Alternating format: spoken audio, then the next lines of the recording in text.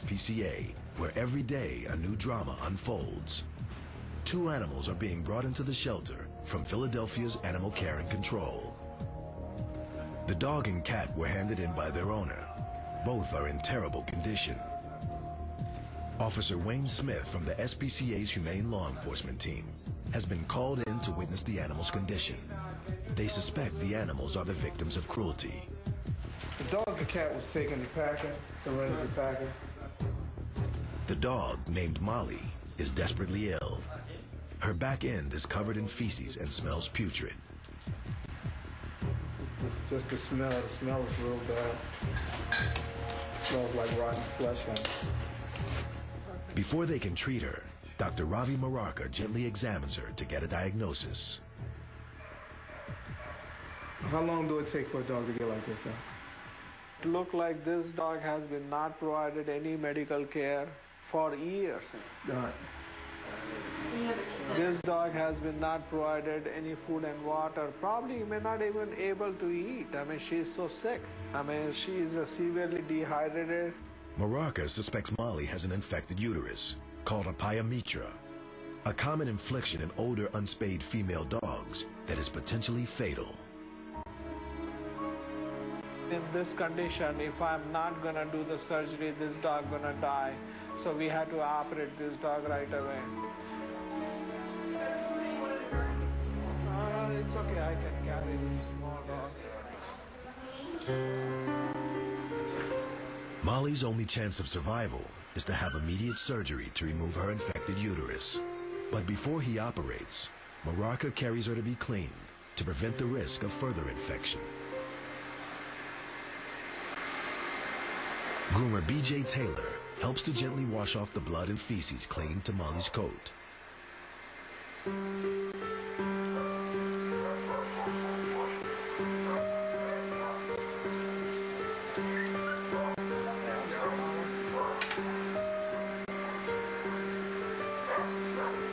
Just don't press too much abdomen because the abdomen is full with the pus. So Molly's temperature is dangerously low, over 10 degrees below average. As they start to prepare her for surgery, they place her on a heating pad to try to get her temperature up as quick as possible. But they don't have much time. Can you hold the catheter? Yeah, it's not that... just bring. While the team continues to work on Molly, Murarka quickly turns his attention to the cat and makes a horrific discovery. The cat has a gaping hole in its neck and is barely conscious.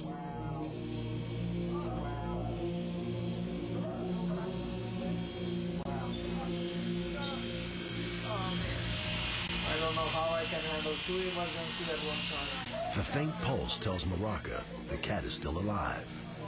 This cat is very severely dehydrated, comatose. I thought I gonna do the dog first and then I gonna look at the cat, but it looked like a cat also have emergency. There's a lot of people turning these dogs into animal control, and sometimes when they turn the dogs in, you need to find out if they have more dogs at the residence and if they're going through the same thing. So that's where my job kicks in there. I'll go out there, see if she has any other animal, and see the conditions of the home, and pretty much interview and find out what's going on there.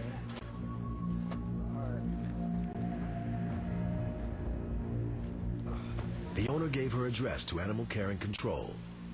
Smith heads out to her home in North Philadelphia to see what he can find out.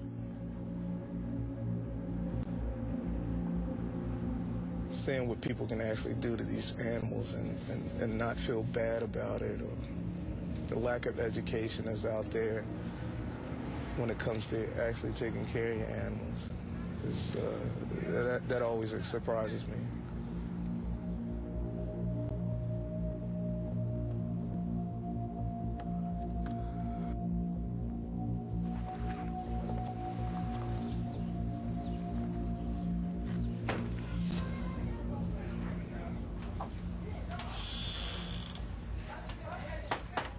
At the property, no one is home. But Smith can hear something inside the house. You can hear a lot of dogs in there, a whole lot of dogs. You hear like the dogs that's closest to the door, you can hear them now. But when you lean in, you can hear other dogs in the background. It's like a lot of them, though. So since no one didn't answer, they don't really know that we're coming. So what we're going to do is get a search warrant for the property. Smith knows there is no time to lose. The dogs inside the house may need urgent help. Back at the shelter, the cat has regained consciousness. He has been given an antibiotic injection and placed on a drip to help rehydrate him. His neck has been wrapped in an antiseptic bandage to help clear the infection around the gaping hole. But things aren't going so well next door in surgery.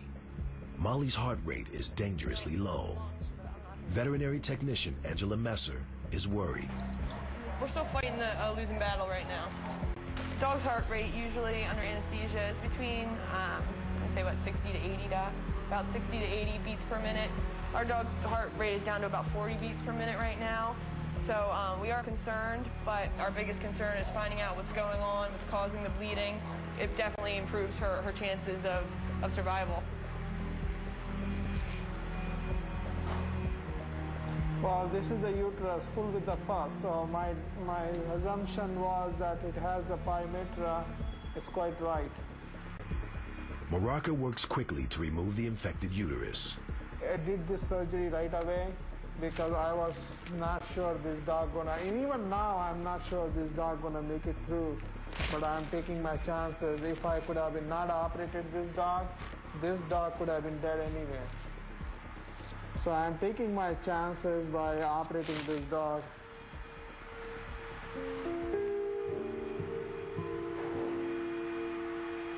This was absolutely unnecessary for this dog. If someone would have just taken, the time to have their dog spayed or just realize that there was a problem. This isn't something that happened overnight. It's something that took a while to build up and all this pus to build up. And this dog's in really bad shape. Listen, its heartbeat is very slow. We're doing our best to monitor it, but we're kind of hoping and praying for this dog right now.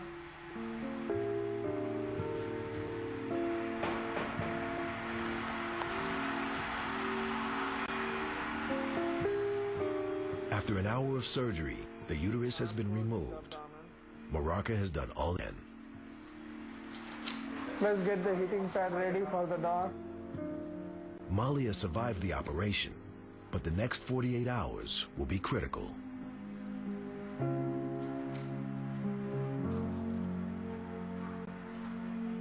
While the medical team continues to monitor Molly and the cat, Smith is completing the paperwork he needs for a search warrant that will allow him to enter Molly's owner's home. Only then will he discover how many animals are still at the property in need of his